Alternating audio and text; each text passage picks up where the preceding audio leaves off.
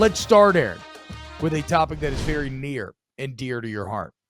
As you seek to become the very dragon upon which you have fought for so many years, I already warned you of your doom, but we don't need to go down that road. You are seeking to topple the Crimson Emperor in Alabama. And look, Dabo showed it can be done on a one-year sample size, but you seek something greater.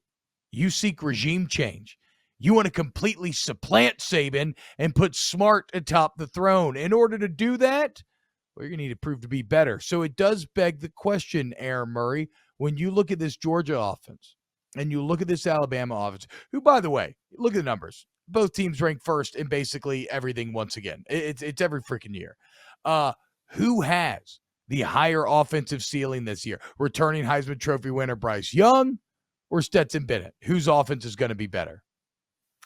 I think Georgia's is going to be better. And if we want to just break it down by category right now and go from position by position on both offenses, let's do it. Let's just go. I mean, this way we can kind of go for a true comparison here.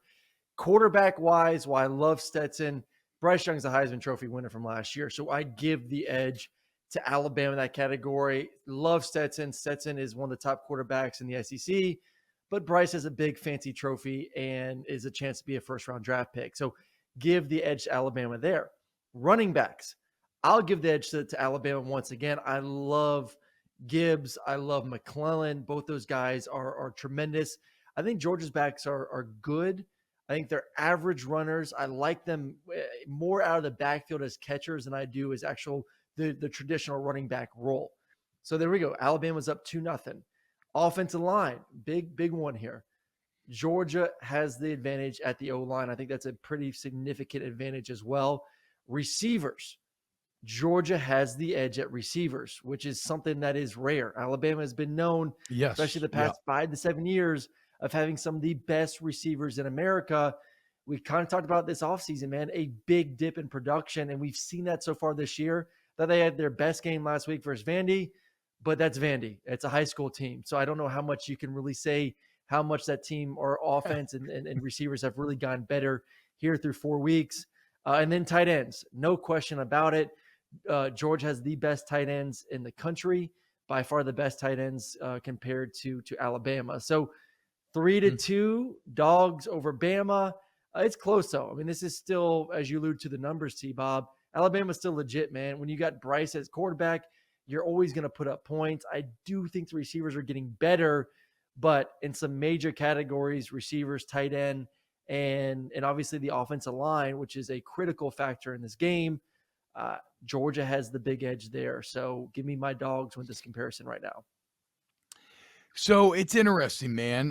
When we started this, I was fully prepared to us to land on different sides of this naturally, because my honest instinct was to go Alabama here.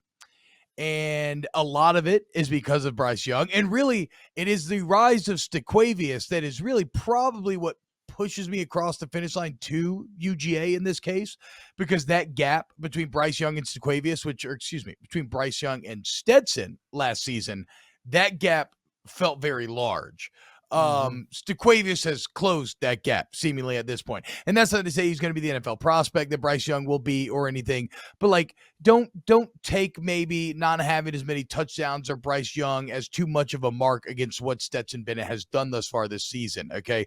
They're right neck and neck with each other in terms of QB rating. Stetson's over a few more yards. So like the rise of Stequavius helps in that regard.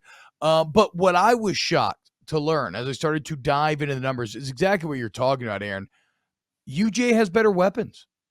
And I think that is probably the biggest difference in this group. And you mentioned the offensive line as well, right? It's really hard for me to get over how bad that O-line looked at times against Texas. And it's not to say that they didn't have just an off day, because like, oh, but T-Bob, what about UGA and Kent State? I mean, Texas is way better than Kent State. I feel you on that. But I understand misstepping against Kent State, okay? We've all been there before. You're not locked in. You're kind of rolling your eyes. It's a lazy day.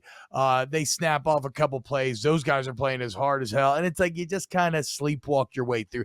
There was no sleepwalking in Austin. You were supposed to be locked in and you had a defense that pushed you around for the majority of the game. So, yeah, Georgia's offensive line, big advantage. But, again, it is the weapons that I was shocked at. So go to SEC. I love CFBstats.com. Great site for anybody listening. Super easy to navigate with like a ton of information. And I was like, okay, who's leading the SEC in receiving yards per game and who do they play for? Interestingly, you don't arrive at a player from either team until Brock Bowers at number 7. And I'm like, okay, surely some of Alabama's going to pop up next. Well, no, I'm looking. Oh, they're at 17. You got 2 more Georgia players in Kenny McIntosh and Ladd McConkey. You got to get all the way to the 23rd player in the conference before you get a Treshaun Holden. And the reason why I bring this up is because over the past few years, if you had looked, it'd be like 3 of the top 10, 2 of the top 5. It was basically just Alabama through and through. So as good as Bryce Young is, the weapons are not as good this year. Stetson has closed the gap. Stetson has better weapons and weapons returning, as you alluded to. And Georgia has the better offensive line.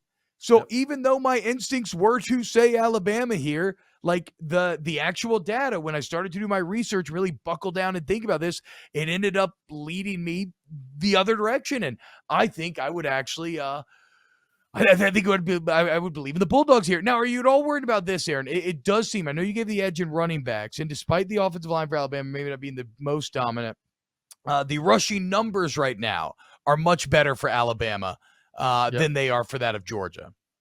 No, and I can see that. I'm like I said before, I'm not in love with Georgia's backs. Like when you watch them, when you watch Kendall or Kenny or Edwards back there, they're not what we're used to. I mean, we're used to, obviously as Georgia fans, we're used to RBU. We're used to guys that, are getting the toss sweep or the downhill zone or power run scheme and are making guys missing the hole or running over guys. And, when I watch this group of backs this year for Georgia, what I'm seeing is a lot of guys just getting tackled on first contact.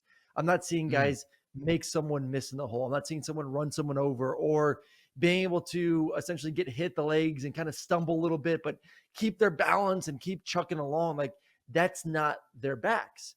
And right now I kind of have faith in one of them, and that is Kenny McIntosh. And it's not because of him as a pure running back running between the tackles. It's more of what he can do on the outside catching the football, kind of what we saw last year from Georgia. So yeah, I think that is something that could bite Georgia down the line, because if you can't run the football and you do face a team that is a little bit better on the back end, someone that may have some skill players that can match up with Brock a little bit better or with AD or Ladd and say, hey man, we don't need to, we really don't need to load the box. We don't need to put a 7th guy in the box. We can play a little bit more too high and force Georgia to essentially run the football. Then that does concern me a little bit. And then to me, that's when you have to lean on Stetson running the football. And then obviously we know Stetson's not afraid to, even at his stature, he's not afraid to kind of get a little bit dirty in the run game. But I wouldn't bank on that of leading Georgia to success. So if you look at their schedule this year, they don't face in a lot of elite defenses. So it's going to be kind of hard to see. Kentucky's going to be good. I do think Tennessee's defense is a little bit better. We'll talk about them here in a little bit. But yeah, that's a major concern for me for Georgia if they cannot find a way with those backs and a good offensive line to run the ball a little bit more consistently. Where's No Sean when you need him, dude? Light Dog 1968, quoting Squidbillies. I like trucks. Auburn sucks. Yes, more on that coming up later. Light Dog, do not worry about that.